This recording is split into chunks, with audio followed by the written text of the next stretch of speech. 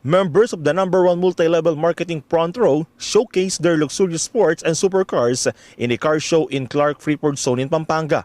More than 200 sports and supercars were displayed by front row members at the Clark International Speedway in an event called Front Row Track Day 2019. Front Row CEO Sam Bersosa said the event sets another world record following the event in the Philippine Arena last week. This event is just a normal track day for all the sports car and supercar owners na mga distributors of Front Row. As we all know, we just finished our historic event in Philippine Arena where nagpuntahan yung mga leaders natin from different countries and different branches all over the Philippines. So as you can see, yung iba nandito. So ngayon, sabi nila, oy, let's do a track day para magamit natin yung mga sports cars at mga supercars na pinaghirapan nila and makamit being a distributor of Front Row.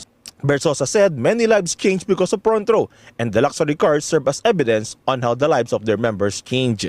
That's the vision and mission of Front Row, to help people achieve financial freedom and of course help them change their lives and get their dreams. So most of these distributors have gotten some of their dreams. Some got their cars, their supercars or sports car. So yan, ini-enjoy lang namin as we say in Front Row, just enjoy life, and life is good, God is good. He added that Front Row started as a small company but now they have presence in more than 20 countries.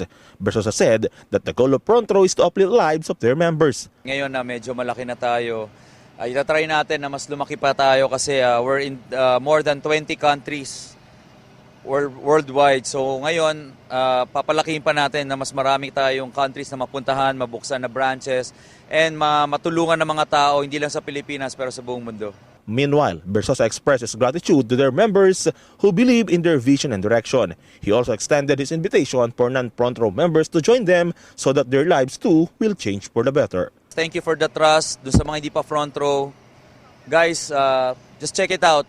Wala na mawawala. Marami na bagong buhay in Front Row. Marami nang natulungan.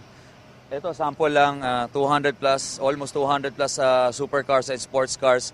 Iba pa yung mga car achievers natin, thousands na po yun. So, I hope makasama namin kayo. Erwin Aguilon, Inquirer TV News.